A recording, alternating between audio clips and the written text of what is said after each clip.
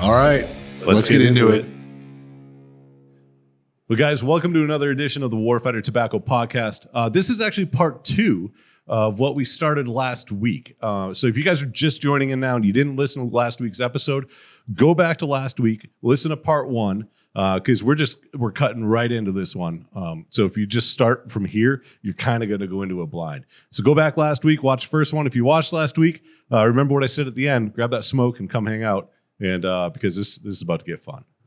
So I pulled up all this information about our unit during our deployment, and then I reopened it, and it all disappeared. So I'm trying to find it again as we're talking. So right, keep going. You lead in on this. I'll find the info. So we deployed to Iraq. Well, we deployed to Kuwait, and we were in Kuwait for like 3-4 weeks. Yeah, we were in Kuwait for like 3 or 4 weeks. Camp Pennsylvania, and it was interesting. You know, that was the first time I flew on a civilian flight from Fort Campbell to, I think we flew into Turkey and then Qatar and then got on a C-130 or something. Yeah. Or C-5. It was weird. Yeah. But yeah, so this Fort Campbell has a big runway. And so they land all the civilian planes there and we just got on them. But I remember the flight attendants giving us their brief, and it was make sure your muzzles are pointed outward and your bolt carriers are... They weren't even in. We had to hold them in our pocket. I remember, right? Yeah. But that was interesting. So you have like the 240 guys have their 240s on a civilian aircraft. Everybody's got their fucking M4s. There's just fucking guns everywhere. Guns everywhere. You know, like put them at your feet, you know, but like the 240 is long enough, it almost takes up the 3 seats, you know, like, and I think, it was a big plane. So we were packed on there. And that was a long flight. I think it was a 747. Yeah, it was a big one. It was, yeah. It wasn't a double decker, but it was the biggest non-double decker because it was 3 seats on each side and 3 in the middle. Yeah, 3 or 4 in the middle. Yeah. Yep. And it was interesting. You know, and that was like you know, so you look back and you're like, you're saying goodbye to your family and you're going to fucking war. Like it was a weird thing. I have a picture from that morning when we did our battalion layout right in front of the company areas. Yeah. And we just staged all the shit we're taking on the plane with us because everything else is loading Connex. And the looks, like the demeanor of everyone and the looks on the faces. Yeah. Oh God, it's amazing. And I mean, we're all fucking 19 years old, 20 years old, you know? I was 23. I was 20 because I turned 21 in Iraq. Yeah. Yep. And I was married, had 2 kids. You know, so it was a weird feeling. And then when we got to Kuwait and Iraq, I don't think I called my wife for the first. In Kuwait you could. In Kuwait we could because they had that phone tent. Yeah. But then it was probably 3 months once we actually crossed into Iraq. I don't think I made a phone call until we got to Mosul. Yeah, probably 3-4 months. Yeah. And so. Yeah, and then we had shit happen in Kuwait. So, you know, then she's reading the newspapers and shit like that, and so we had a guy, Akbar, I think was his name, in the 101st, but he threw a hand grenade. He was obviously way more Muslim than he was American, and he decided to grenade his own people in the camp that we were in. Hassan K. Akbar. And March 23rd, 2003. Yeah. And so that was quite the ordeal. Mm-hmm. Ended up killing 2 officers, one Air Force officer who was our either JTAC or fire control officer or something for the Air Force. And then one of the what did Captain Seifer, what was his position? I think he was a FO. I think so. I think he was a division or brigade FO, if I remember right. But yeah, so that happened like literally a couple tents away from us. So obviously we all heard the hand grenade go off, and then nobody knew what the fuck to do. We didn't know if we were being attacked out from outside or inside. Yeah. So they had all these different alarms per se that they would play over all the loudspeakers, whether it's ground attack, air attack, Scud attack, NBC attack. And that day, all of them went off. Yeah. Like, and you hear one and you're like, okay, you start getting ready for whatever, the reaction is to whatever, whether it's an NBC or ground or scud or whatever. And then you hear a different one and you're like, what the fuck? And then you hear the ground attack one and you're like, oh shit, game on, Because that guy had a rifle too, right? Yeah. He had 4 grenades and a rifle. Yeah. And one of our E7s, one of the platoon sergeants, ended up catching him. And it almost had more to the story, but he had just a cunt hair of enough self-control not to kill the guy. Right. Which he probably would have been justified. I don't know. But so this report says Akbar turned off a power generator, which is operating the lights in the area where the attack occurred. Next, he threw 4 M67 frag grenades into 3 tents, which other members of his division were sleeping.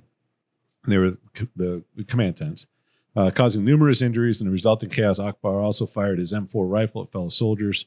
Army Captain Christopher Seifert.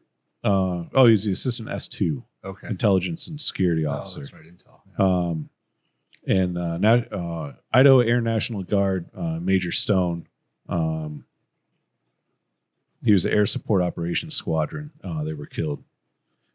Seifert was fatally shot in the back, while Stone suffered 83 shrapnel wounds. 14 other soldiers were injured. But Akbar was he was sentenced, and then he appealed, and the army was like, "Yeah, no, you fucking did it. Sorry, Yeah. like you're spending the rest of your life in jail." Yeah. So he's in Leavenworth. Yeah. Yeah. So that was pretty terrible way to kick off before we even got in country. That was like kind of I don't know, not really a wake up call, but that was like the actual moment that it was like, fuck, this is real. Yeah. Like I knew it was real because I'm in a foreign country and we're running around in the desert. And, while I'm watching Scuds go over the fucking, and Tomahawk. Yeah. I'm watching all this shit happen. Like it's real. But that was like, okay. Like this is real now. Yeah. Yeah. And so after that happened, then it was like, it kind of got stupid for a little bit. It did. But it's understandable. Yeah. But shortly after that, we jumped the berm into Iraq. Yeah. And by what I mean by jumping the berm is they loaded us on helicopters and flew us into the middle of the fucking desert outside of Anajaf. And however you picture loading us in helicopters in your head, you're not right. Nope, not remotely close. They so the helicopters had no seats. I would guess 20 people per helicopter, probably. So we fit, I think each helicopter had an entire squad. So how many's in a squad? Which is between 18? No. So you had 2 teams and the team and your squad leader. So you had between 9 and 11, depending on what squad you were in. Okay. But we only got 3 helicopters per platoon. So we had to split a squad up. Oh, that's right. In between each. So we had between 12 and I think we had about 12-ish people. Now in your head, you're picturing 12 people fitting in a helicopter. In a Blackhawk. No big deal. Yeah. But we also had all of our combat. We had 70-pound rucksacks. We had 50-pound assault packs. We had AT-4s, AT-4, MREs, water cans. Yeah. So literally my face was touching the roof of the helicopter. And because we loaded all the bags. I have no idea which direction the rest of my body went. It just worked. I mean, there were people in between your legs, on top of you, under you, everywhere. Yeah. Like, and then the Black Hawk crew chiefs were like, it reminds me of those videos you see of like the subway in China where like the subway operators are like cramming people in to get the doors to shut. Because we put in all our gear first and then we had to get in on top of all of our gear that filled the helicopter. I remember when we landed in Iraq, like we had no idea what we were going into. We didn't know if it was going to be a hot LZ or not. We didn't know anything. Before that, we had to land at the FARP, at the fuel point. So in Kuwait, you have to land at a FARP.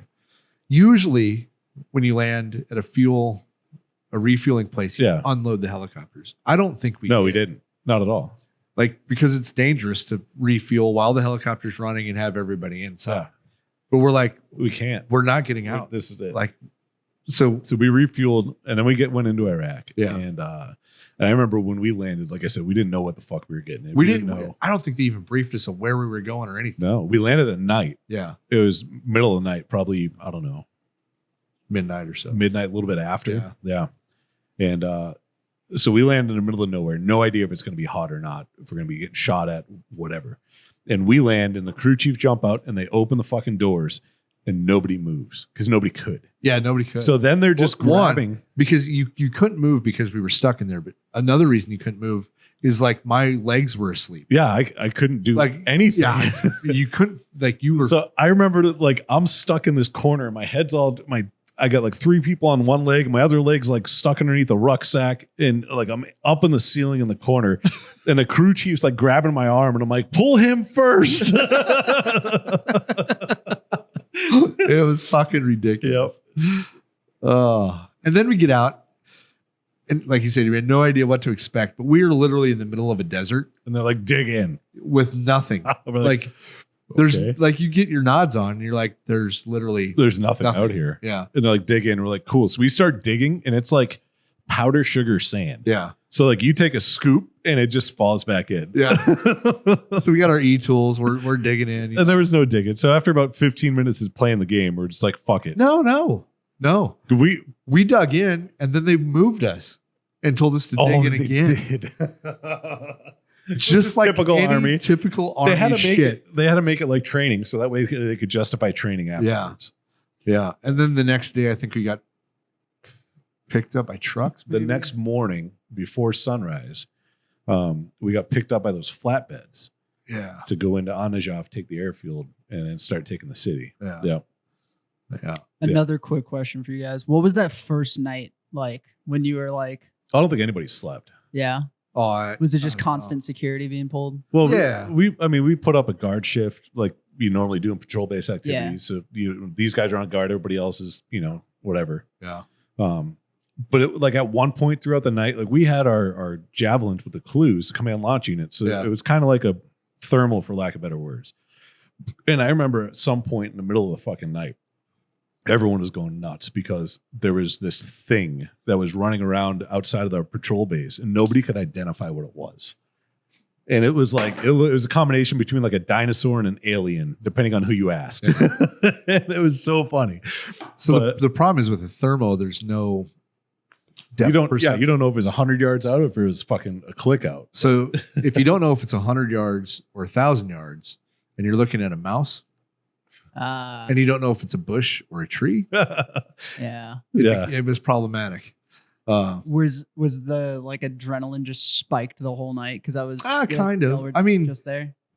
Or I mean, just out there? I'm sure it took us a little bit of time getting out of the helicopter to just feel normal. Yeah. But I don't know if I remember or not. I don't remember, man. Like, It's just a blur, Yeah. kind of. well, because I know, didn't we? Well, if I remember right, we staged to get on the birds a couple times and never did. And then Yeah. finally, when we actually took off, it was just like, fucking okay, well, let's see if we actually land. Yeah. Well, but not only that, but like the following week was so action packed Yeah. that when I you think it when- just, yeah, if that would have been the only thing we did, I would have remembered it. yeah. But then, like, as soon as you get shot at or something, you like whatever you did a day or two ago, it just fucking It felt like forever. yeah, it just blurs. Yeah. Like my whole goddamn deployment. We'll read some of these stats, right? I think now's a good time. Okay. I took screenshots so it wouldn't happen again. So John and I were in a very active battalion. And so once we got in country, we got to work. Yeah. And then it only got busier. It only got busier. So we got just overall stats for our deployment. We were deployed for 11 months and 2 days for the first deployment, for the initial invasion. We started off in Kuwait. We hit every major city all the way up through Iraq and ended up in Mosul for, I don't know, 5 or 6 months. for Yeah. The remainder of the. We hit Najaf. We hit Baghdad. Yep. We hit Ahila. Right? Ishkandariyah. Fuck, where else? Yeah, we ended up in Yeah. That's where we spent most of the time. But so 11 months and 2 days, we did over 400 combat missions in that time. We did these things that they called them cordon and search. and we would block off square miles of neighborhoods and clear hundreds, if not thousands of houses in a day. Yeah. 24-hour period. Not like, 8 to 5. No. Right. No. And we would just clear it and go to the next house and go to the next house and go to the next house and go to the, and it was just nonstop. But I mean, there's a lot of cool shit that happened. I mean, we could sit hours just talking about a year deployment. I mean, that's a long time, and we did a lot of shit. But our old battalion commander put up a social media post years ago, and he kind of gave cliff notes of not really what we did while we were there, but more or less the caliber of people that we served with. Yeah. And so I'll go over some of them with you real quick, and some of it's about the unit and things like that.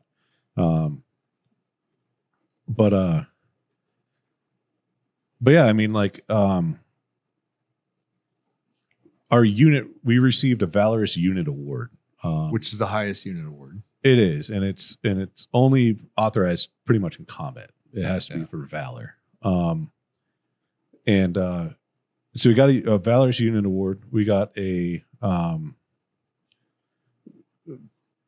Distinguished Unit Award, I think, also. Isn't there a Presidential Unit Award? I think we got that one too. Yeah. The blue one. Yeah.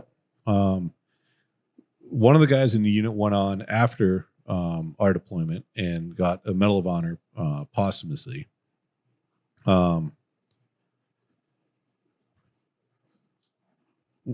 We have the only Silver Star winner was a dog. Yeah. And it was the dog with the ODA team when we took out Saddam's sons. Okay. Yeah. He got a Silver Star. Actually, we had a couple guys that went on to get Silver Stars also on subsequent deployments. This is typical Army.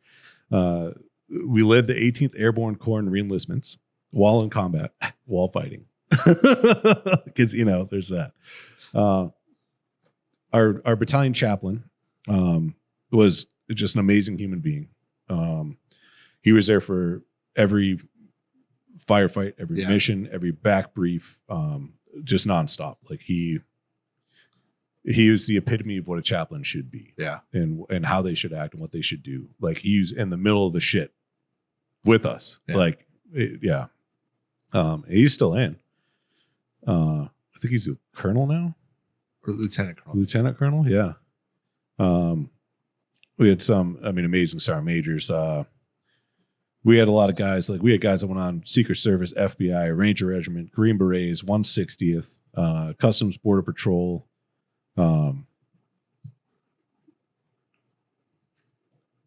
What else? We had one guy that was in Walter Reed. While he was in Walter Reed, he was helped start one of the founders of the Wounded Warrior Project, which now really doesn't, they kind of shot themselves in the foot. But at the time, it did amazing things. He also went on to win a silver medal in the Olympics in Beijing for the Paralympics, Calhoun. We had one dude that served 3 years in Ukraine, getting them ready to fight, and a year after it started.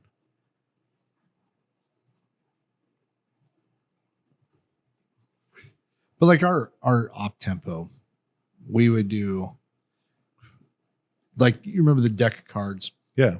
So I don't know how many on the deck we got, but it was a lot. Well, there's two of them that I know that we got, which is Saddam's sons, Uday and Qusay Hussein. Yeah. They were the 53 and 55th richest people in the world at the time. And so there's a cool piece of information on them. I'll probably never be able to find it, just because the way everything works. But I believe it took us 49 days to find them once we got the green light to move forward with the intel that we were getting. All the intel that we were getting was generated from our S shops. And in the days leading up to that mission, we hit 10 targets we had 8 targets that led on to 10 follow-ons that within, I think, 72 hours led us to their front door. And it was all information that was generated from our unit. It wasn't like we were getting info from higher and going down or anything like that. Yeah. And then we did a day mission because, that's always works. Did that day, I guess.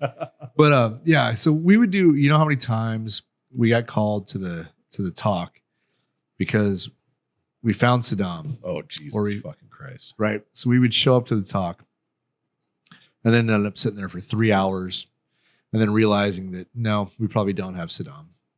We'd go out and do some missions anyway. I guarantee you there had to be a couple times where we hit a building and like across the street, they're like watching us and they're like, shh.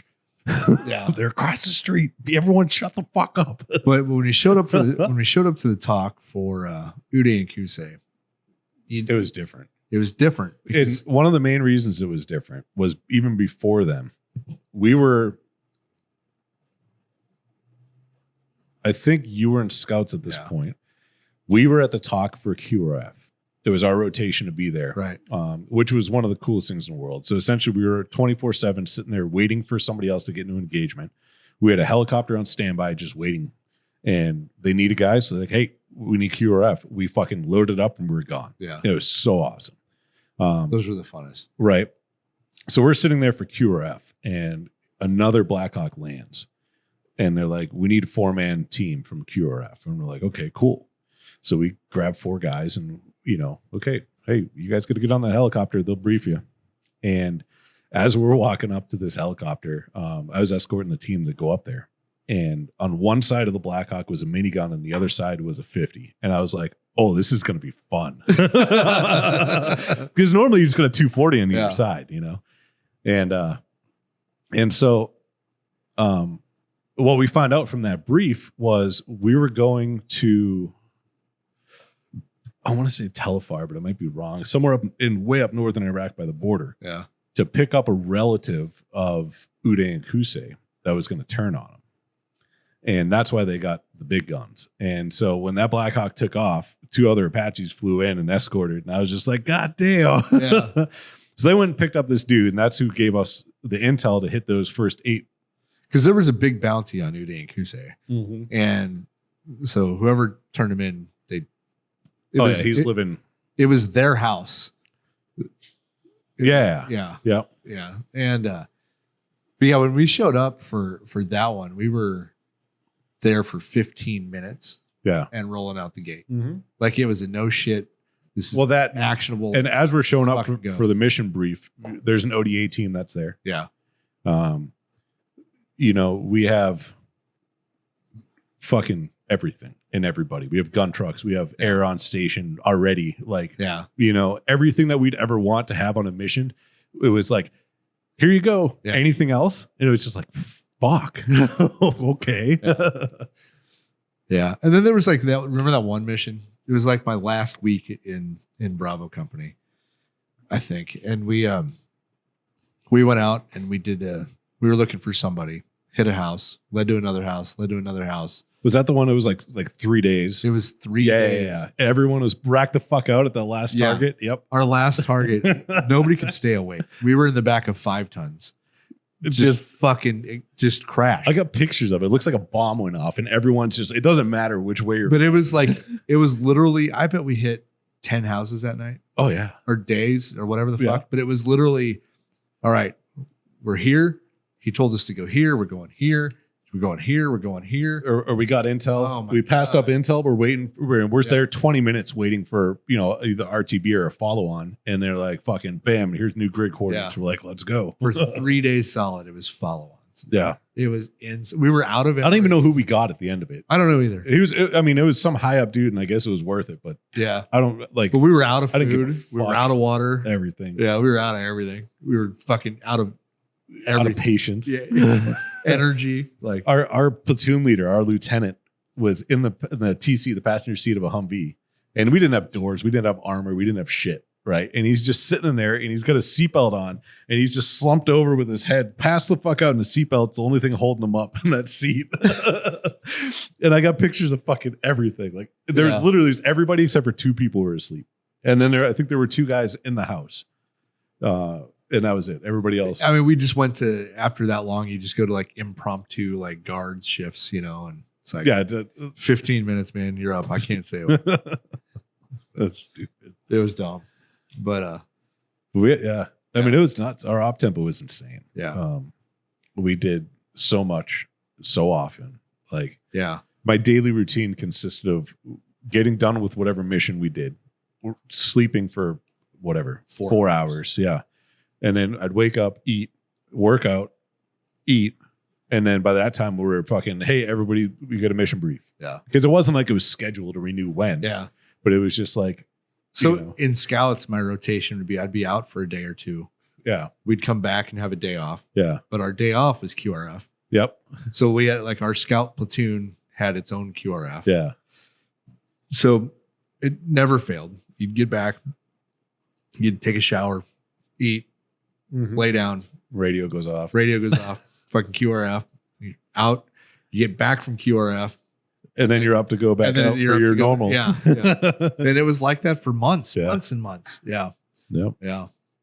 Yeah. In the sniper section, we would get augmented out to, you know, any of the companies in the battalion. Yeah. But there was a couple times where I was Overwatch for these guys. Yep. And it was interesting. So I mean, we did everything from. I watched Nobby fucking shoot that guy. I was just going to say, we did everything from HVTs, high value targets, intel collection, those cordon searches. We'd block off neighborhoods. We did crowd control, riot control. So crowd control for the elections. This is a fun story. So one of the saw gunners in my old platoon, John's platoon, it was for the election, and I'm Overwatch, and I'm watching what's going on, and I see somebody grab the barrel, my buddy's saw barrel, grabs it, right, like trying to pull a gun out of his hand, and he pulls it away, you know, and I'm like, oh fuck, if he does it again, I'm gonna fucking smoke this guy, you know, and so I'm watching very intently, and I think he might have done it two more times. He just third time's a charm. Third time's a charm, right? So the first time it happened, right, and then we saw it. Yeah. And then it happened the second time, and I don't remember who exactly said it to Nobby, but I know Sergeant G got on the radio and was like, if he touches that barrel again, light him up. Yeah. And I didn't hear this. I'm just watching. Because you weren't on our I'm watching. comms. I'm watching through the sniper rifle. So I'm like, if he does it one more time, I'm smoking this motherfucker, right? Yep. And he did it, and I had pressure on the trigger. And right before, I mean, it doesn't take much pressure on the trigger, but I had pressure on the trigger. Right before I squeezed off this round, he let go with the saw. Yep. And so I got like a very good view of this. A little burst. Yeah, I was probably from me to you away. And I was just, we're watching the crowd. So yeah. Well, and I'm trying to line up my shot so I don't hit anybody else. Yep. Yeah. And but yeah, so I mean, Scott's Overwatch watching this, and I'm watching it out of the corner of my eye. And so I see the first two times, and then I see that third time. And as I see that third, like I start to pivot to turn, and then that fucking burst just goes off, and I just went right back to crowd control, and I'm like, shit's gonna get wild. How big was the crowd y'all were in? Oh, I don't know. Probably 100 people, 150 people. Damn. But we had what? We had fucking 23 guys, 24 guys there for crowd control. The best crowd control day was we were there long enough where they kind of knew our ROE, and we were handing out propane, and it got out of control, right? Because they knew we couldn't shoot them. They knew we couldn't fucking hit them. So somebody said, I don't remember who it was, one of the squad leaders or Sergeant G or somebody said, fix bayonets. Right? And so we put bayonets on, and the crowd fucked right off. The whole... It got everything changed. It got very organized, very quick. If I ever hear the sound of somebody rolling a propane bottle on its side down pavement ever again in my life, I will fucking I'll lose it. I couldn't believe the shit we would see. This truck would pull up, and if you've been even in Central America, it's the same kind of propane tanks. It's not what we have here. They're a little bit taller and skinnier. Yeah, but they're stacked like 3 high on the truck. Oh, more than that. Maybe 4 high. And there's a dude on top of it handing out propane, smoking a cigarette the whole time. Yeah. cigarette hanging out And of these his mouth. people would get the propane tanks, and instead of carrying them, they would kick them down the street. Yep. They'd Right? lower it on its side and they kick them and roll the tank down the street. But there was literally one time where the propane tank is leaking, like audibly, Yeah. almost visually. And You this- can smell it. you can smell it. This dude's just kicking it. Like, why would you even take that one? It's gonna be gone by the time you get to your house. Fucking seriously. Like, And then a dude smoking on top of it. yeah, And that truck never blew up. Like, yeah. this shit was insane. My favorite was, I can't remember why they were rioting, but we weren't staying on bases or fobs or cops or whatever they call them nowadays or used to call them. We took over a building and In Baghdad. no, this is in Mosul. Okay. Well, we can talk about all the Baghdad stuff too. But we're in Mosul, and it was the Al-Kindi complex, Oh yeah. which is a NBC manufacturing facility, nuclear, biological, chemical manufacturing. The stuff they weren't supposed to have there. Yeah. That they didn't have, but They was did there. because we saw it. We literally watched it. we had testers. They had these doors to go down on these underground systems, and we There's bring NBC testers down there, and they start fucking pinging. Wah! And we come back up. We're like, hey, their solution. They took away our testers. Don't go down there. Don't use these testers. Yeah. But We were like, we go down there and there was like bouncing betties and all the different kind of landmines and They like had- not set up, but like in storage. They had the soundproof chamber that was like whatever 40, 50 feet tall. Yeah. You remember that with that blast door on it? And you'd go in there and it was like, oh, it was fucking weird. Yeah. It was so quiet. Yeah, you could scream and it would sound like They had underground it was- shooting ranges, all kinds of shit. Anyway, so we took over these buildings around that, and we were quote unquote watching this area, which we had a lot of fun in there. But for I'm some, surprised we're not all dead of cancer right now. Yeah. Honestly. yeah, Yeah. like there were fires, and we had to go put the fires out, and it was like green smoke, like yeah. But there was a riot that showed up on our doorstep one day, and I don't know if you were still there or not. You might have been a scout at this point. So. And so essentially, I don't know, about 300, 400 meters out was like a choke point around the corner of the complex. And we set up, that was like our forward position. We set up concertina wire, pretty much made that the choke point where nobody can get past to get to our barracks, for lack of better words, the buildings we were living in. And so we were sitting there and these guys were like barehanded, no tools, no anything, like trying to work their way through this concertina wire. And like 3 or 4 dudes got through it. And our ROE was, unless they shoot at us, we can't shoot back. But they never said anything about like rebar or axe handles or anything like that. And so for this crowd control, like I had all my guys, if you find a rebar, you find an axe handle, whatever the fuck, get it and bring it, because we can't use our firearms. Yeah. Like, and I'm not playing this game. We're 300 yards from where we sleep and where we live. Yeah. Like, no. And so all the guys that went up there, we all had, whatever, rebar, axe handles, whatever we could use. And I remember this dude came in and he got through the wire and he went right for the fucking, like a vest of this guy. And he just went to start grabbing shit. And he just, the dude grabs his rebar and just fucking whack, just cracks the guy right over his head. Right. And the guy fucking boom goes down. We're like, okay, medic. So we pull this guy aside and it kind of like, the crowd got a little unruly for a minute, and then they were like, and then they kind of settled down. Yeah. So we pulled this dude aside. We got Doc Barber over there, one of our medics. And I remember I'm standing over Barber's shoulder. I got a big fat chew in. Doc's got a big fat chew in, and we're sitting there, and I'm like, what do you think, Doc? You think you can patch him up? You know what I mean? Just kind of being a dick.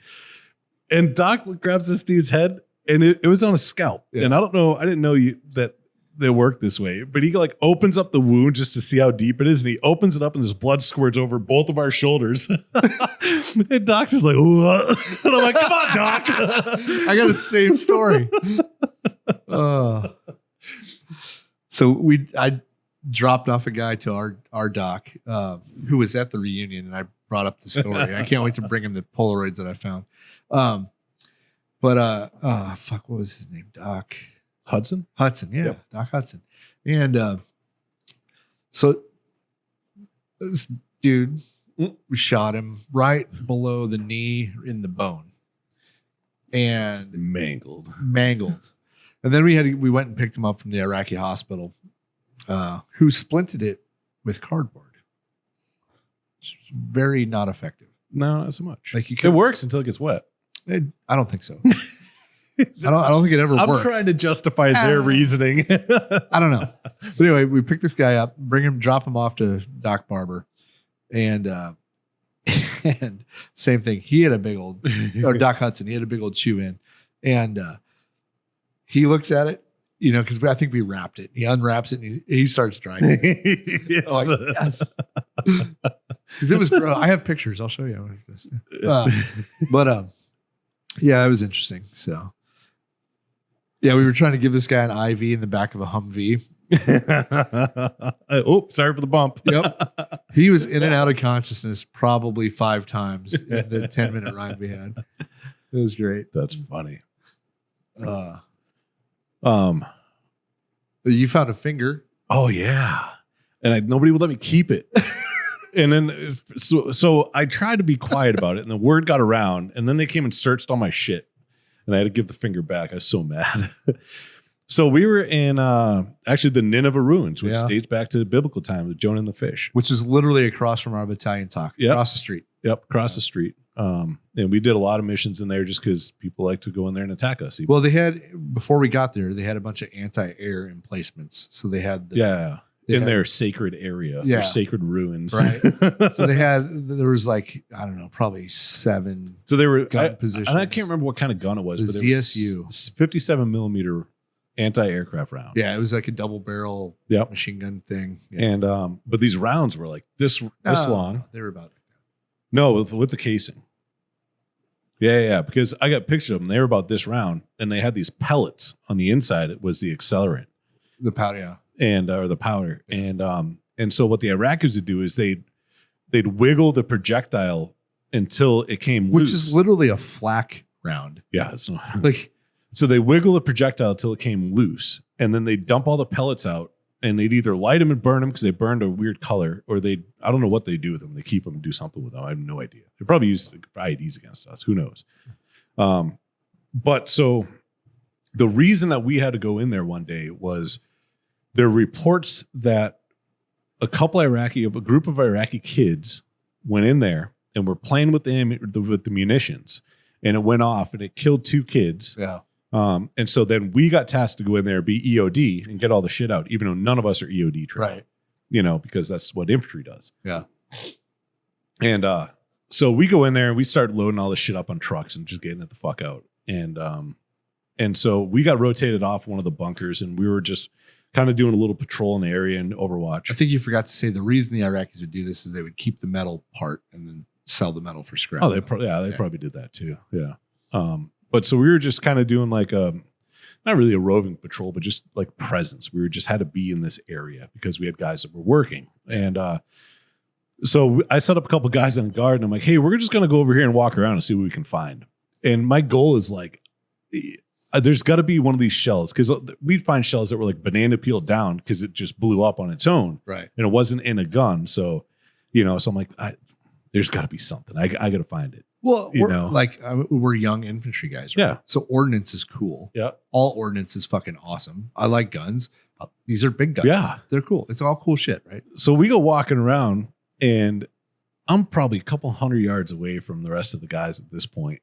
And I come across a just rounds that are just piled randomly in the middle of this fucking field. And so I start looking at them, and I find one that's all banana peeled down. And I'm like, ooh. So I go over and I pick it up. I'm like, oh, this one's really cool. And as I start turning the round, I see a thumb that's stuck in part of this brass that's banana peeled down. And I like go to take it, and it's like stuck. And I'm like, oh. Like, I got a thumb. So immediately I grab the whole thing. I go back to everybody else. I'm like, guys, look at this. So then I unpry the brass, I pull the thumb out, and I'm like, I'm fucking right in my saw pouch. I'm like, I'm keeping this bitch. Which is a weird thing to do. But we were young. John was dumb. I'll tell you what, if I would have kept that, I'd still have it on the necklace right now. But it wouldn't be like, would that be like a war crime? Because it's not like I cut it off an enemy. I just found it. But I think it falls under like the wrong kind of trophy type of thing. But I just found it though.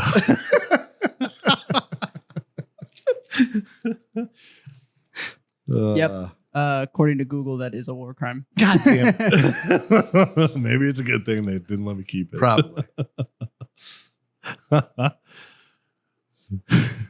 I would say it's not a war crime if it's the first time, but I know that wasn't the first time. So, yeah, we did all kinds of shit. So it was a lot of fun. Yeah. But usually we don't talk about this kind of stuff. Oh. But like Warfighter Tobacco, we did war. We did a lot of war. We got a lot of firefights. Yeah. We actually there's another incident that we can talk about that's pretty cool. It's serious, but it's not like, oh, so then I shot this, no. Those are kind of the stories that we don't talk about. Like we had guys that got seriously injured. We had guys that died. We had all the war things that happened. Yeah. We got in firefights. We got in some really sketchy situations. We had air support that was called in. But one of the ones that I do want to talk about briefly was we called in the first time that we ever called in mortars. And we were getting shot at by a building that was, I don't know, a couple hundred, probably 300 meters away. Those were 105s. I still have a piece. Well, so they were, but it started where we wanted to call company level, which were 60 millimeters. Yeah. But they weren't set up yet because we were moving too fast. Yeah. And they didn't have time. So then we went to battalion level with 81s, and we were too far out for the 81s. So then we got pushed to, I don't know if it was battalion or brigade 105s. It might have been division. Division's 105. Yeah. So then we got pushed to division 105s. And so a 105 is a 105 millimeter howitzer, or not really a mortar round. They blow up and they have a pretty decent sized kill radius. But you have airburst rounds, you have all these different rounds that they can use. And so once we found out who we were going to call, we had two FOs. They're called forward observers. Those are the guys who that send the actual fire mission in. We had two FOs that were with us at this time. We had an E4 and we had an E6. And the E6 pulled rank because it was the first fire mission that was being called once we were in country. Well, this was the same firefight we got our CIBs, I believe. Yeah. Yep. And so he gets on the net to call a fire mission after he pulled rank on an E4 who already had the fire mission programmed out, and it was fucking perfect. And so this E6 gets on, calls in this fire mission, and he calls the target grid as our grid. The other way around. No. Oh, no, you're right. Yep. Yeah. So when he sent the coordinates over, where he said we were was the enemy, and where he said the enemy was us. Yeah. And so he flipped the grids. And so now he calls in 105 millimeter mortars on our position. Well, not mortars. 105s are field artillery. Or artillery on our position. Yeah. Airburst rounds. Airburst rounds. And so luckily they were off on the first one because it hit the other side of that wall that we were behind. And so we all got down anyways because we've never seen 105s hit a couple hundred meters away, let alone on top of us. Yeah. So we're all making one with the earth. That first one goes off and it's probably, I don't even know, 40 yards from us. Yeah. And it's an airburst, and all the shit just rips through the trees and everything. And then the second one comes in, and I feel like that one was literally on top of us. I watched it go off in the air. I watched it burst in the air. It was insane. And so I don't know if a third one came or not before they called ceasefire on it. I don't know. I think it was just those two. Yeah. And then all hell broke loose internally. Yeah. Because people were losing their fucking shit. Yeah. Well, when you watch an airburst round go off, it was, I don't know, it was close enough where I saw it. Right. And I was in the back, you guys were all up front. Mm-hmm. I was in the back squad, all the way in the back. Right. I watched it go off. I watched shrapnel hit the ground and make the little dust and shit. Right. And then I watched a piece bounce to my feet, which is this piece right here. Yeah. And when I went to pick it up, I wasn't thinking, and it was very, very hot when I went to pick it up. So I burnt the shit out of my fingertips. Yeah. And then I used my canteen and yeah. cooled it off a little bit. But I still have the shrapnel from the 105 that John is telling the story, which, yeah. That motherfucker. Yeah. That was the day. I had to walk 3 feet away from myself to pick this up off the ground. Yeah, you had to go to that bottle of whiskey. So, yeah. Nobody got hurt. I don't know how. I don't know how either. I have no idea. Nobody got hurt. And that's the same engagement where we had a sniper section attached to us. Before I was in it. Yeah, before you were there. And the guy had a Barrett. Yeah. And he had the dust cover for the brake. Yeah. Still on the Barrett. And I guess he, I don't know, positive ID on the target and didn't let a single fucking soul know he was going to shoot. Yeah. Barretts are loud. And lit that fucking Barrett off. God damn. So the Barrett, when you first get them, they come with a little cloth muzzle brake cover bag. Yeah. It's like a canvas or something. Anything like your pack would be made out of. It's like a dust cover. Yeah. That went flying, obviously, when he pulled the trigger. Yeah. But you know what? That's the last time I've ever, even in all of my sniper shit after that, last time I've ever seen one of those Barrett dust covers. Oh, yeah, because that's where they all went. They were on, and then the sniper had to engage, and then they were... But we had 4 Barretts, and I don't Yeah. ever remember seeing a cover for one. That was it. Yeah. We had a 203 round go off in the building we were in. Oh, It was about the size of, maybe twice the size of this room. That was That a very unfortunate event because it wasn't... there was nothing unfortunate about it. Well, it was unfortunate because of the guy's firearm that went off. Ultimately, he was blamed for it, even though it really wasn't his fault. Yeah. Because the safety was still on. The safety was on. So we were told. So this was like one of our first days. We were in Missoula. Yeah, we were in Missoula. One of our first days in Missoula. And it was like I don't know. We've been moving all day, hot as fuck. We're in our chemical suits. Yeah. And at that point, when we took a building for the night, we just found an abandoned building. Yeah. We took it over. We secured it, put guards on it. And that was it. And we stayed there for the night. And then first light, we moved out and did whatever the fuck else we needed to do. So we found this little building, and I think it had a bunch of metal roll up doors. It was like a storage unit or a garage on the first floor. I feel like it was like I feel like it's garages because all the other floors were rooms. So it must have been like an apartment building. That was either that or it was like their stores. Something. Yeah, maybe. You know? Yep. But all the doors were locked. All the doors were shut and locked. Couldn't get in them. Didn't want to get in them. No, we didn't care. Didn't care. We were just in this big room, and it was our platoon. It wasn't even that big. It might have been a little bit bigger than this. Yeah. And two floors, I think. It was three floors and a rooftop. Because I spent the whole time on the rooftop after that. Yeah.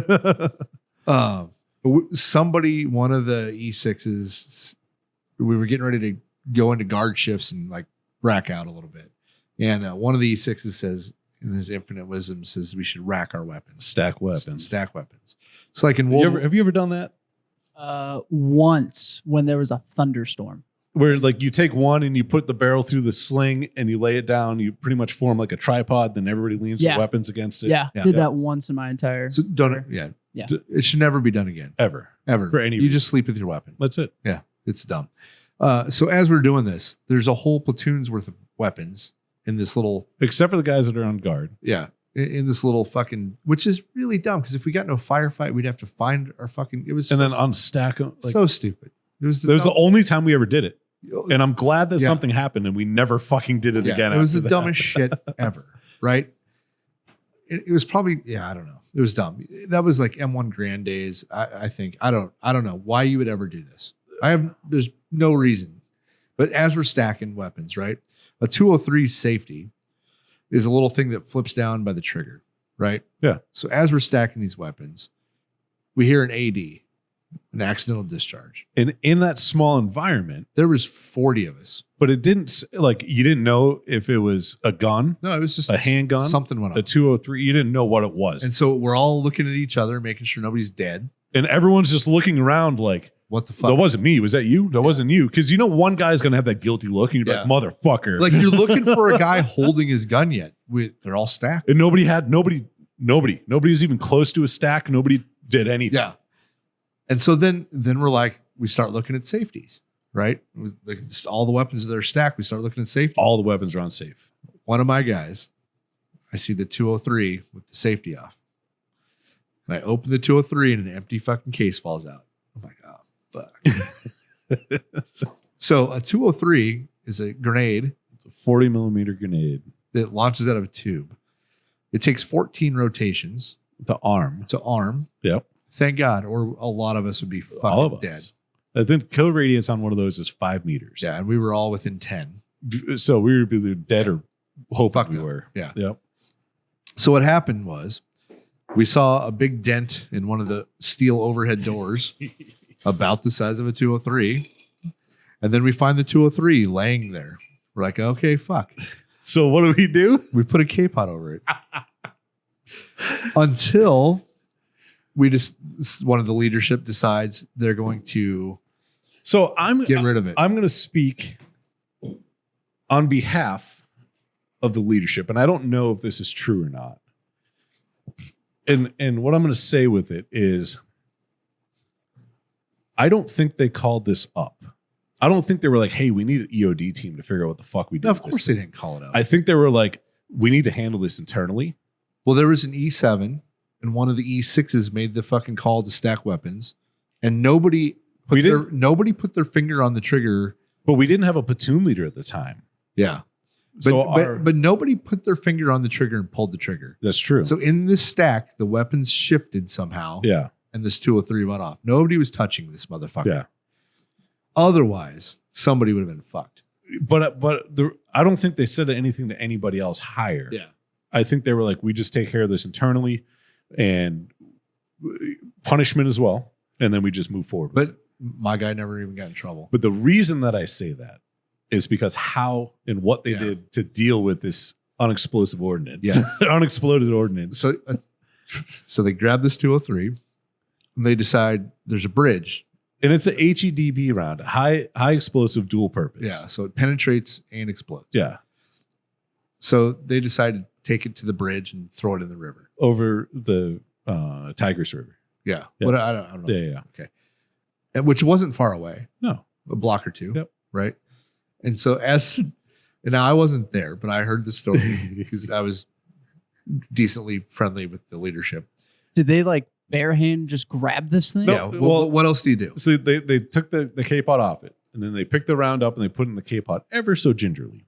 I don't know that that's true because the guy that put the K-pot needed to wear his K-pot. I don't think it was his. I think it was just whoever's we used to cover it. Yeah, that's what I'm saying. I think they just barehanded it. But no, so they transport it in the K-pot. Okay. I know that for a fact because I watched them leave and get in the Humvee Okay. with one of like literally it was like holding the football. Right. Like they were just like, oh.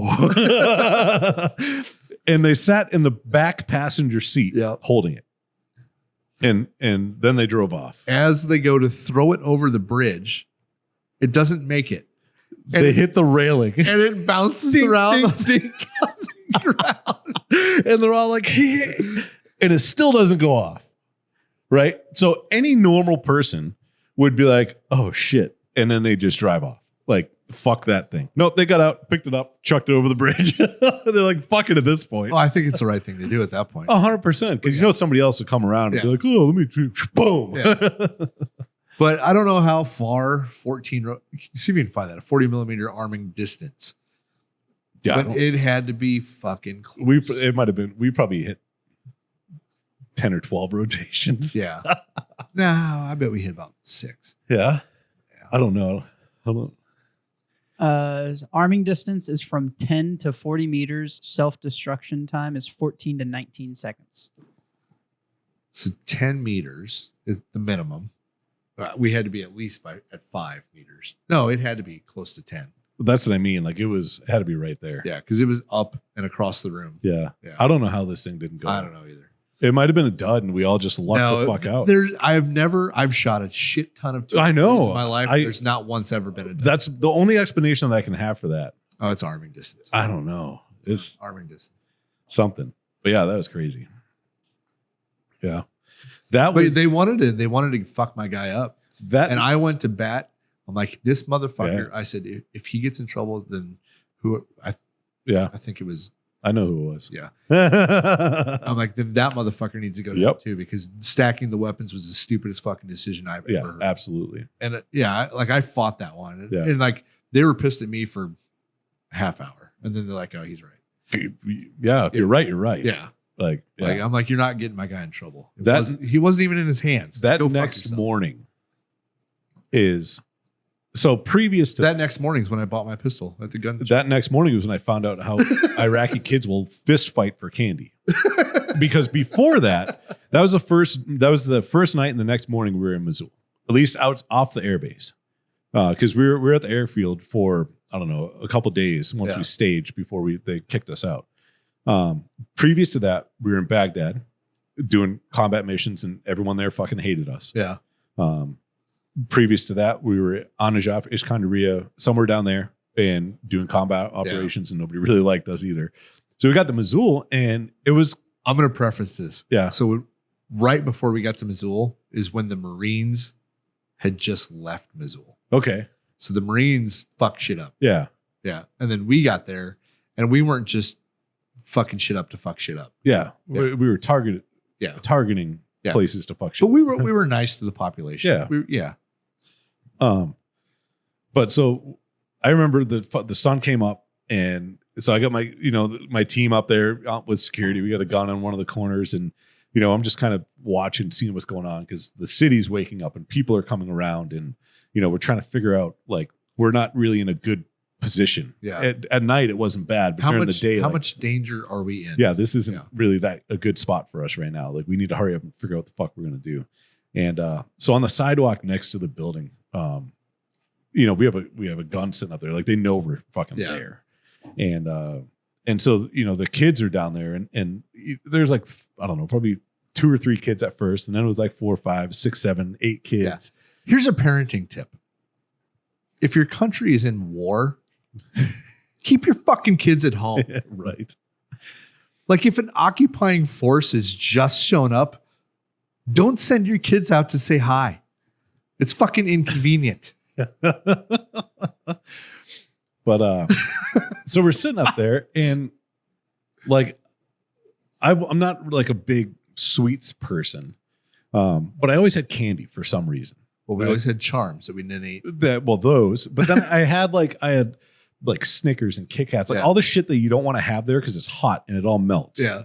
And I had like a bunch of this shit in a Ziploc in my ruck, and I can't remember why I had it, but I'm like, fuck it. Like, there's kids like candy, fucking, whatever.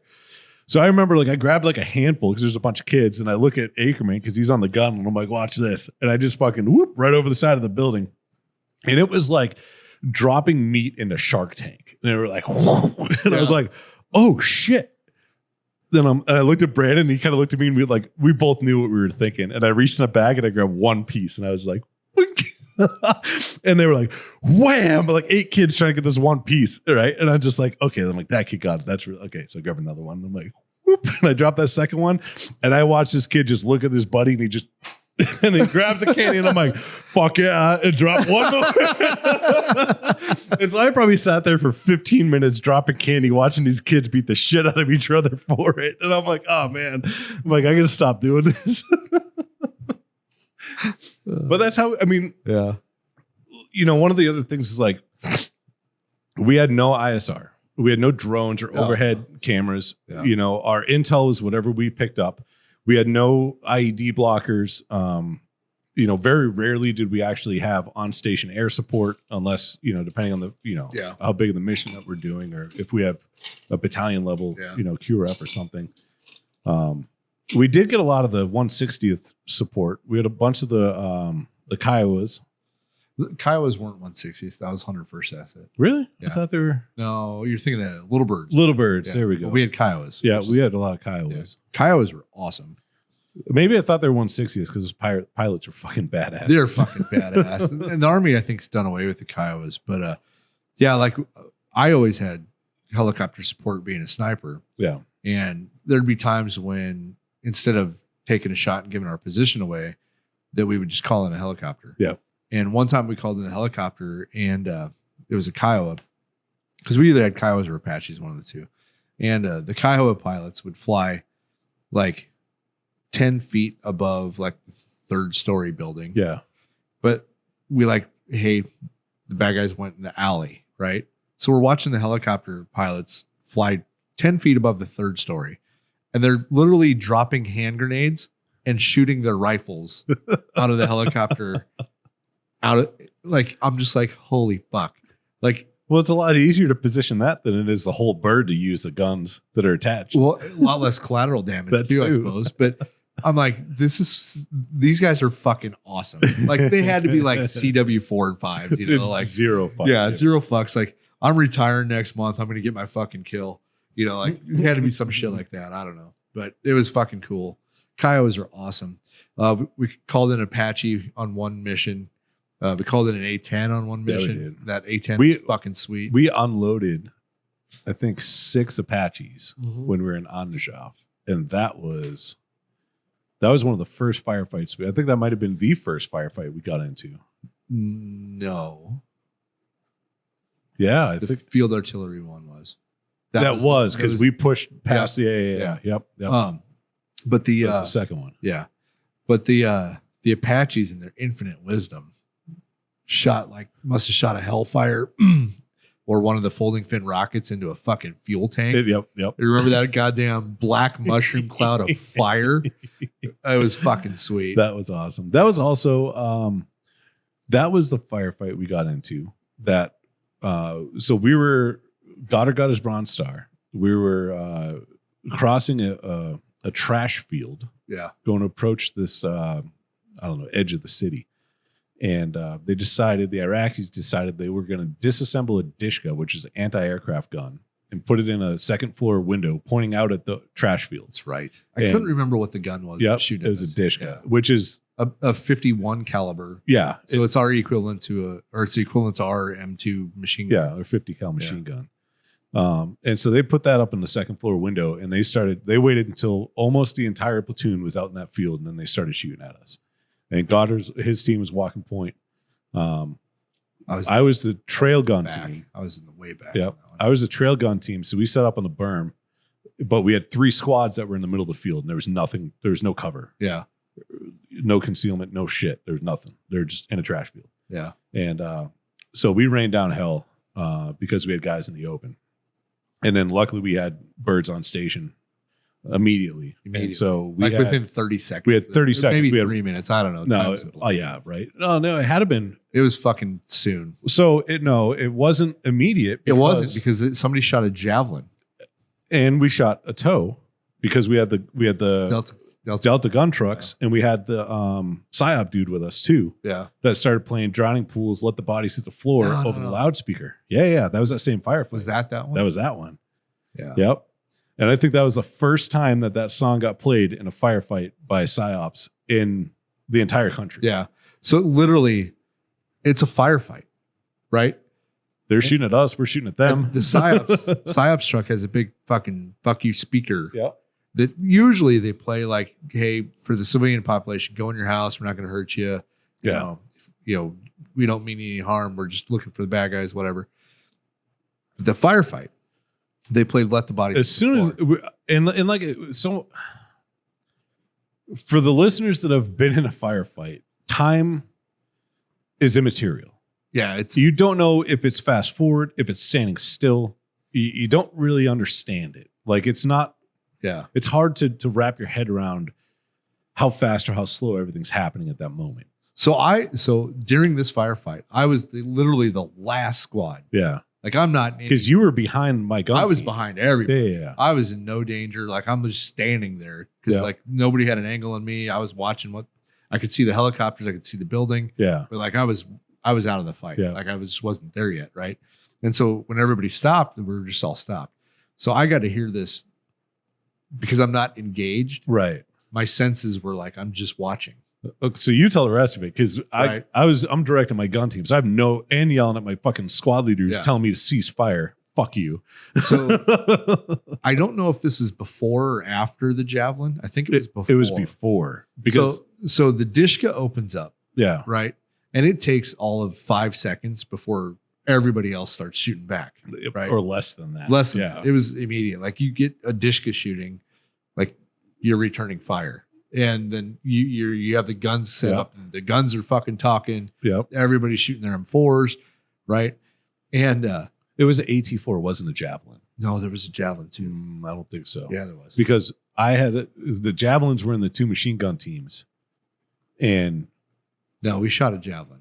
I was a javelin gunner. Like I Yeah? remember the only Okay. that was like the only javelin I watched okay, fired.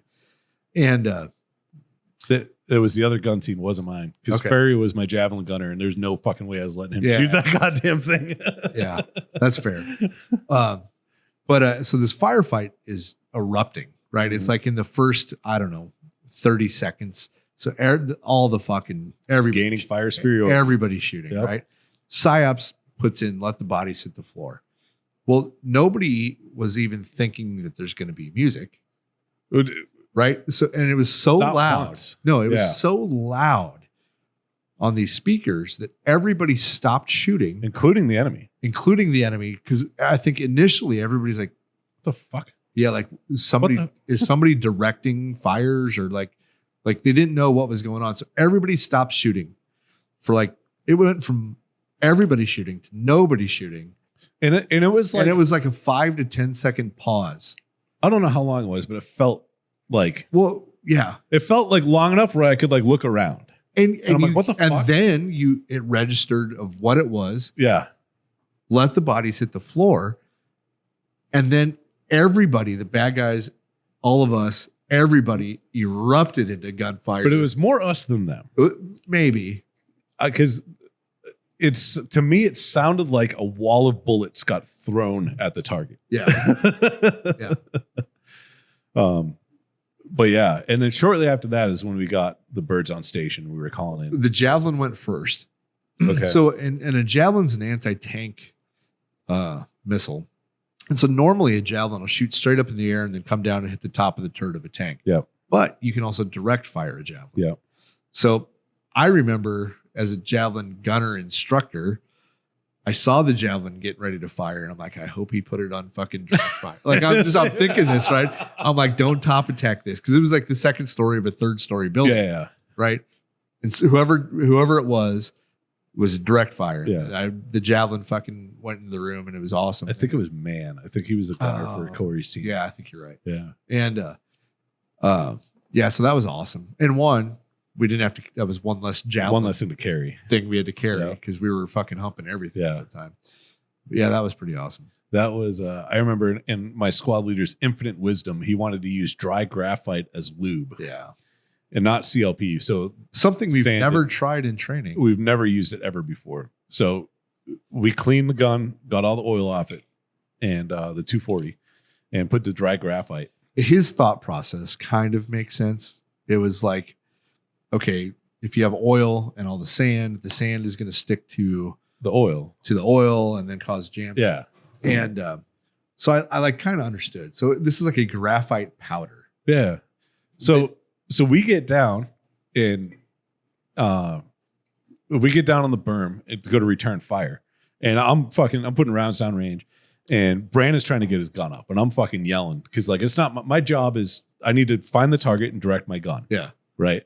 So the AG fits, he's sitting down there, he's starting to link fucking belts together and all this kind of shit. Brandon's getting his gun fucking set up and on target. And, I set my first 10 rounds. It was regular round tracer, regular round tracer, regular round tracer.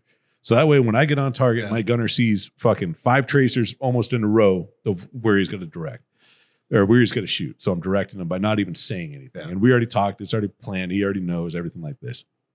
So I start putting rounds on range. All my tracers going right in the fucking window. And I look over at Brandon and he's just fucking sitting there. And next thing I know, I look over again, his dust covers up. I'm like, what the fuck? He's like, dude, my fucking gun won't shoot. And I'm like, what? So he slams it, racks it again, fucking chink. That's it. And I'm like, motherfucker. I knew this was going to happen. I had a bottle of CLP in my saw pouch. So I was like, open your feed tray. He opens it up. I grab my CLP and I just dump half this fucking bottle in there. Yeah. And he just fucking rocks. And so one of the last Hellfires that the Apaches shot in, I watched the guy in the window. I saw him visibly in the window. And I'm directing Ackerman, and I was like, I think he was in like the right window, and I'm like, fucking right, and he sees it, and he just fucking lays out like a 15 round fucking burst, and I watched that last tracer go right in the fucking window, and I'm like, fuck yeah, and then this toe, where, or the Hellfire, and I'm like, god damn it, Yeah. that was fun. Yeah. Ah, fuck. We got more stories. I know. I don't know what our time is. Justin just said we had 2 hours. Yeah. Time to wrap this bitch. So Well, I have one question for you guys. Okay. While y'all were over there, did y'all smoke any cigars? Oh yeah, we did. I did at least. So that picture right behind Scott, I don't know if you can see it on the camera or not. We cannot. Okay, just kidding. So that picture is what I'm assuming is a fake Cuban. yeah. And a buddy of ours, Goddard, is smoking it. We're sitting on a rooftop. And I believe that was on Najaf. Yeah. And so that's how I'd pass the time on guard shifts a lot during the daytime, because I'd either sit up there and go through a pack of smokes, which were gold. It was so hard to get good cigarettes, American cigarettes, when you're over there. And so I'd sit up there. My guard shift would be whatever, 2, 3, 4 hours long, depending on what it is and where I'm at. And I'd light up a cigar, and I would take half of that shift up by hanging out there smoking it. Yeah. And so I always had cigars. They were always trash, and they always fell apart and grenaded because I didn't have a humidor or anything like that, And you're carrying around forever. Yeah, so I didn't have plastic bags. They were in cargo pockets or whatever I could get into. But yeah, and I mean, they might have been real. Who fucking knows? I don't know. Yeah. Who knows? They probably were. Yeah. I don't know. But I couldn't tell you what brand they were. Yeah. Fuck. No, I don't know. Yeah. But yeah, I smoked a bunch of cigars when we were over there. And it was, and you said it a bunch too. Like, when you're over there and we're smoking a cigar, it's just like, yeah, kind of brings you back when you're smoking a cigar back home. Yeah. And then sometimes when we're here now, we're Yeah. smoking a cigar, it brings you back to being over there. It's on the guard post. Yep. Yeah. Or just, Yeah. doing stupid shit, whatever. You know what it really hits home when I'm smoking a cigar and I think about Iraq Yeah. is if I'm outside and it's 100 degrees and my balls are And you're like, God, I'm like, oh, I remember this. yeah, I remember this. Yeah. Yeah. Yeah. So, I mean, I guess as Warfighter Tobacco, maybe we should talk about stuff like this more often. I don't know. Oh, maybe. But, I don't know. I've forgotten a lot of what we did. And so like when we talk about it, it brings it back a little bit. Right. But it's just not something like the guys, I feel like the guys who go out and talk about what they did all the time, Yeah. it's just, I feel like, it's kind of what I'm about to say is kind of counterproductive because our company is literally called Warfighter Yeah. Tobacco, and we're kind of a military themed but company-ish, but that wasn't the only chapter of my life. right. You know what I mean? Like, yes, I served. Yes, we did some Yeah. crazy shit. It was a hard, long deployment, and our op tempo was insane. And, we have stories upon stories. But that was like, after that, I got out and I was a bartender and I was a mechanic and I worked at the gun store with you. And now we have a cigar company and I've lived in, probably a fucking half dozen, maybe a dozen different places. And, I was married at one point. Like, there's so much else that that time isn't like, that isn't the only chapter of my book. Right. You know what I mean? Yeah. There's other chapters. Like, that was one of them. It was really cool. It might be a little bit of a longer chapter and it might play out in other chapters of my life. Yeah. But that wasn't like the defining point of my life. Like, well, this is it. Yeah. I peaked. Yeah. You know what I mean? Like, Yeah. I don't know. And like maybe not you, but like a lot of my friends when I'm out and about and like Eric or whatever, right? They'll be like, "Oh, Scott was a sniper." I don't ever fucking bring it up. Like, No. What'd you do in the Army? I was 11 Bravo. That was grunt. Yeah. Like it's just like, it's just a job we did and whatever. But another thing that I was a good sniper. To touch on the job part of it, I wouldn't, at the time, I never really considered it a job. Yeah. It was, at the time, it was just, this is what I do. It didn't matter what else was going on. These are my drop dead times and where I have to be, period. It's your whole life. And looking back, I realized that you could call it a job, but that was my life. Mm-hmm. And that was it. And nothing else mattered. Nothing else held anything close. We were never off. Ever. It wasn't like, oh, I'm clocking out. No. There was one of our guys he had to deal with. We were always on a recall. Yeah, there was always, it was, yeah. Unless you were on leave. And even then, it was like, well, they could call me. Yeah. Yeah. But like, yeah, I got 14 days to party my balls off before I have to go back and play stupid games again. But and I did damn near 10 years, right? And so I get a lot of people ask, well, why didn't you just do 20? Motherfucker, I don't think I would have lived through another 10 years. Seriously. Because the first couple we did a lot of shit. I would have either gotten kicked out or I would have died. And I probably would have died before I got kicked out. Yeah. Well, I know a lot of my friends who stayed in, who didn't get out. They didn't see retirement. Nope. So, I had a wife and kids at the time, which I put them through a lot, being gone all the time. And, now I got kids in the military. So it's, I've known almost all your kids their entire lives. Yeah. I've known you and your wife for the entire time you guys have been married, except for 2 years. Yeah. And you guys are coming up on 25. Yeah. I think the first 10 years were hard. I think we did the math one time, and out of the first 7 years we were in the military, we were actually together 3 of those years. Yeah. Between training and whatever. Right. And, I think a lot of the people that ask me why I didn't do 20 are like guys that didn't do what we did. Yeah. They're like, they had like my boy's in the Coast Guard. Yeah. I'm going to ask him, why don't you fucking do 20? Yeah. Like he doesn't, like that is that, I mean, it's a little bit more, but that's a job. Yeah. Yeah. Like it's, you're okay. We're off now. Yeah. And I've said it too, like, and then like the special operations guys, they get a lot of credit, which they deserve, right? Yeah. They do a lot of cool shit.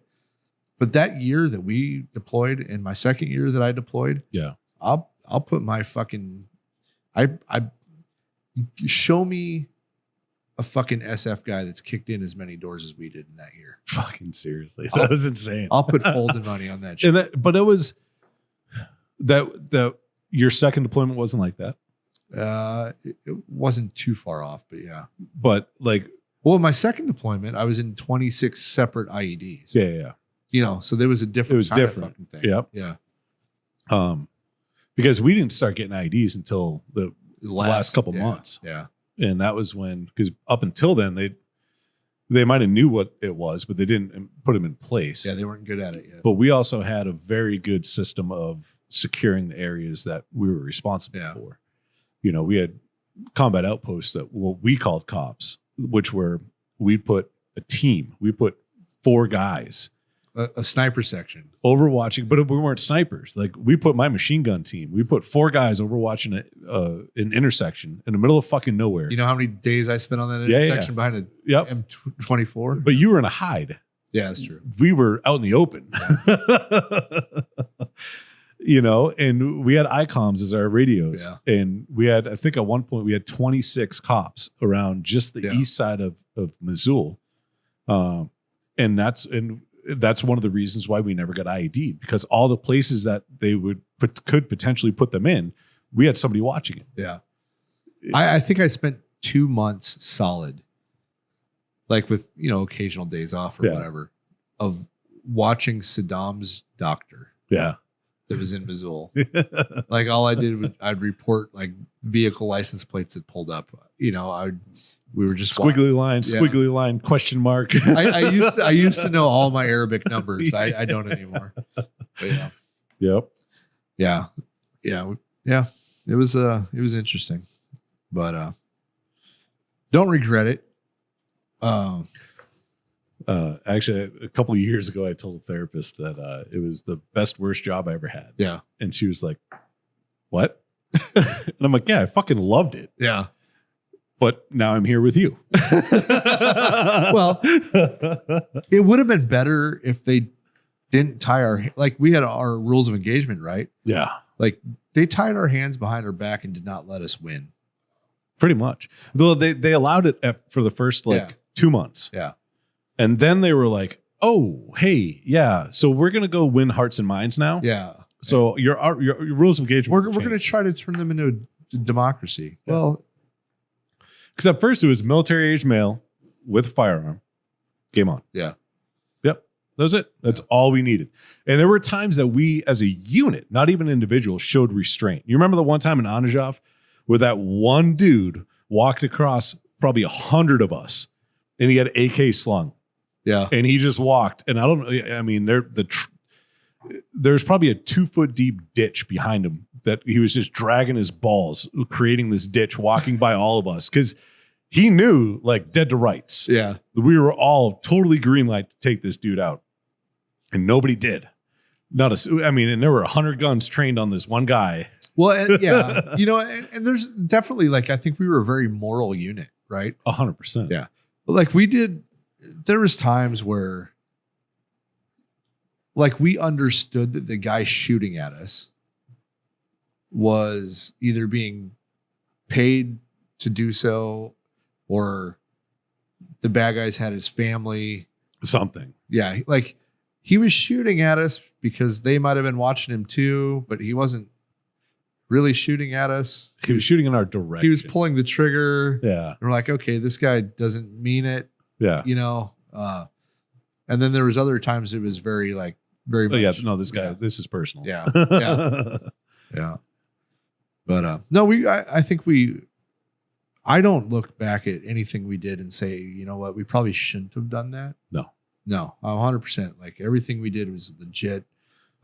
We were very, very restrained. There's every time, the more we talk, the more stories. This is before we had to do 3 vehicle or 5 vehicle convoys. And I remember one night we had a John Deere Gator that was at our company. And it was me and 2 other guys. Because I was sitting in the back of the John Deere Gator. Yeah. And we had a guy driving and a guy in the passenger seat. And we took that Gator and went out into town. And I went and stole an Iraqi flag that was hanging on the top of this telephone tower. Yeah. It wasn't like a pole because I Right. could climb up it because it had rungs. It was one of a 4-sided tower. And so I climbed up to the top of that because I wanted this flag because I was like, I'm bringing this flag home with me. Yeah. You know what I mean? So I get up to the top and I untie the top tie because it was tied in 3 places, hand tied. And I untie the top tie and I get about halfway through the second tie and I hear a couple pop shots and I'm like, fuck. And so I start really going on the second one and then a couple more and I can hear the browns getting closer coming through the air. And I'm like, fuck. So I pull out my knife and I cut the bottom 2 ties off it and climb the fuck down. We get in the Gator and we haul ass back to base. Yeah. And now looking back, I'm like, what the fuck were we thinking? But I still have the flags in my house, Oh my God damn. There was a time I think I was in the sniper section because I was in a gun truck and I had a 50 cal. Yeah. A 50 cal gunner, right? We were attached to a company or whatever. And we get into a chase because a vehicle ran a checkpoint. Okay. And we're chasing this vehicle. And I get permission to light it up. Yeah. Because we're actively chasing it. They're like, hey, send some warning shots. Yeah. So with 50 cal and tracers, I'm shooting right in front of it, right? And they're like, okay, it's not stopping. You can just light it up. I'm like, well, just fucking get on its ass, Yeah. And so I'm still just shooting. I could have hit it if I wanted Right. to. People were like, oh, you missed. No, motherfucker, I didn't miss. Yeah. I'm still shooting warning shots. but I'm putting him literally right across the front windshield so he can see the tracer. Right. Right. And he finally fucking hits the brakes once I do that and fucking skids to a stop, gets out, and he's like pissed himself. You know, he's got his hands in the air and he's got a wife and like an infant. Yeah. Right. And we're just like, what the fuck, dude? Like, why? Yeah. Why? Yeah. And he's like, I didn't see it. And then by the time I saw it, it was too late. And you were already shooting at me. And, Yeah. and you know. But you can you can understand it. Yeah. You know, if you put yourself in his shoes and you're like, fuck, you know, what do you do? Like, do you try to get away for safety with your family? Do you stop and you're just at the mercy of whatever happens? You know, like, yeah, like put yourself in a foreign country. Yeah. Or put, yeah, a foreign country in your country. Yeah, I don't know. You know, like, yeah. Right. You know, so there was a lot of times we made really good decisions and in hindsight, looking back, it's like, fuck. Yeah. Like there had to be somebody else somewhere, a higher power, like being like, yeah, you know, because there's some times where it was just like, man, that could have went south quick. Yeah. That could have been like, you know, so-and-so would have been in jail for the rest of his life. Yeah. You know, in a split second later. Yeah. My last week of my second deployment, I almost went to jail for the rest of my life. Yeah. I almost fucking murdered somebody. I was so pissed. Yeah.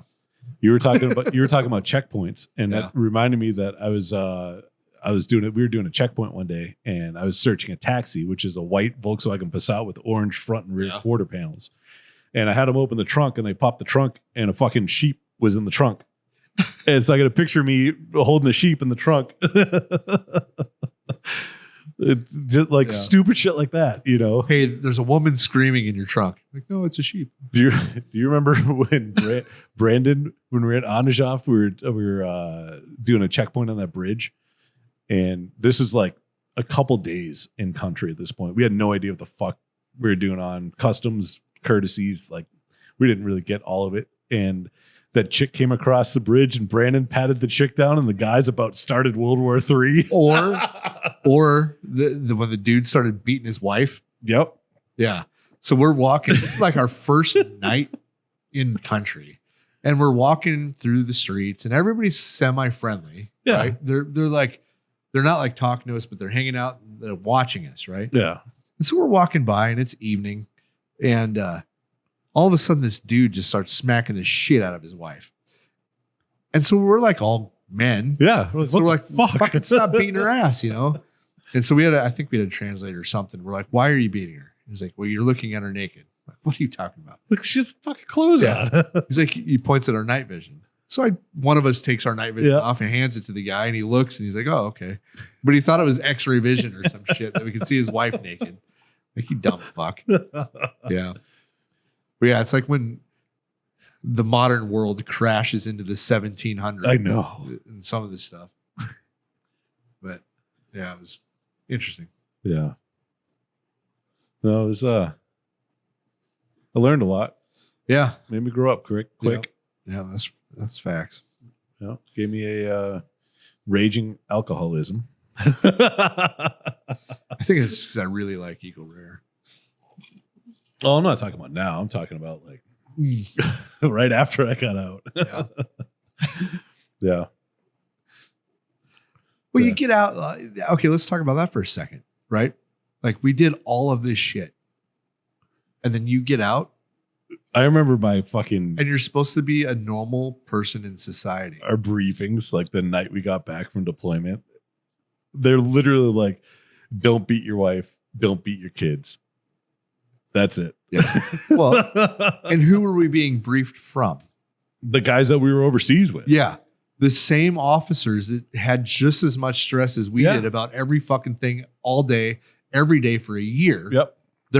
And We had no teams that came in. We had Fuck no. fucking anything. we're getting taught by guys that have just as much fucking problems as we do. We had a third of our platoon in the hospital at the same time. that first night we were back, a third of our platoon. One of the guys was Corey, and we put him there because he lost his shit. He was in a bed right next to our LT who got in a bar fight.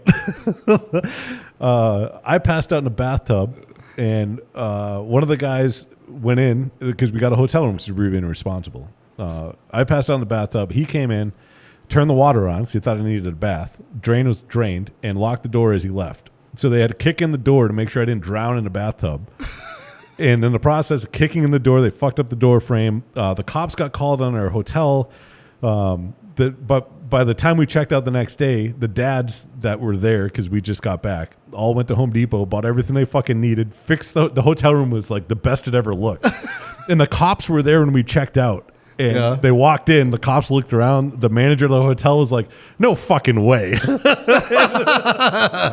But that next day, that first day after we were back was the Super Bowl where Janet Jackson had a nip slip. And I was so hungover, I missed it. And so I had to wait years to see Janet Jackson's nipple because we didn't have there was no YouTube or Facebook or Twitter or anything then. You know what I mean? Jesus. I was so mad because everyone's talking about it. And I'm like, I didn't fucking see it. Was it worth the wait, John? Not really. I mean, boobies are boobies. Well, yeah. Come on. I mean, Ron White said it best. Once you've seen one set of tits, you want to see all of them. That's true. But for the Warfighter podcast, this one went off the rails a little bit today. Yeah. But I guess that's what happened when we start thinking like we start reminiscing about when we were 20s and doing war. So yeah, we could probably keep going from there. Like, I don't know, 2 bottles of whiskey. oh yeah, yeah, it'd get real interesting. But now we should probably cut her down and yeah. Well, we'll see the reaction of this one, and we might dig into it a little bit. Yeah.